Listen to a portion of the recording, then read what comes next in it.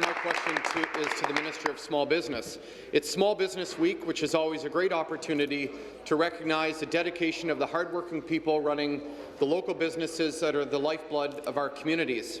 Unfortunately, this year, Small Business Week comes at a time when many local businesses are on their heels after a decisive 1-2 punch from the Liberals. While Prime Minister Trudeau hikes their taxes from Ottawa, the Ontario Liberals are rushing to hike the minimum wage. Speaker, this is on top of the battering they've taken from high hydro rates, high taxes, and an enormous debt that keeps tax relief out of reach. Speaker, is this government ever going to stand up for small business owners and family farms? Good question. Minister responsible for small business. Mr. Speaker, I want to thank the honourable member for his questions this morning, and I know that he has a background in small business. I think his family owned a home hardware in Wallaceburg, Ontario, and so he has some background. He has some background in this area. But I want to say we've made some real moves over the last number of years. We eliminated the capital tax and lowered small business tax rate to 4.5%, which is one of the most competitive small tax rates across Canada. We've reduced electricity costs for 25,000 by 25% for 500,000 small businesses and farms across the province of Ontario. We've been out chatting with small businesses in every part of the province of Ontario, and we're looking forward when my colleague, the Minister of Finance, presents the fall economic statement in the not-too-distant future to see what measures may be contained in there to allow small businesses to grow in every part of the province of Ontario. Thank you.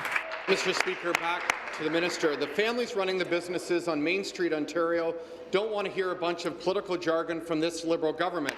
They want respect for the work they do and real answers to their concerns. Speaker, from the Ontario Chamber of Commerce to the Canadian Federation of Independent Business to the FAO, entrepreneurs and economists alike are telling this government they're on the wrong track, but the government continues to turn a deaf ear. For a government that seems to think the solution to every problem is a conversation, it's been shockingly difficult to get the Liberals to answer the outcry from small businesses.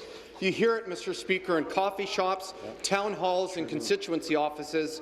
Local businesses and farmers have been clear these proposed changes will hurt their businesses and their families.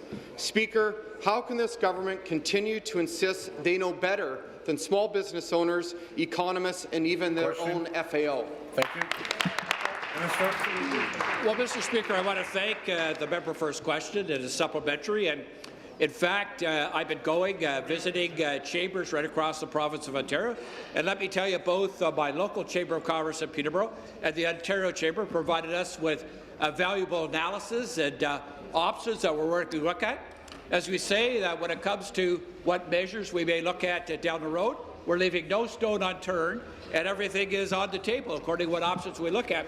But the member's position is not quite the same as my good friend, the member from Dufferin-Caledon, who last Wednesday I was at an announcement of her riding with Mars, and that Mars company told us they have absolute confidence in the growth of the economy in the province of Ontario.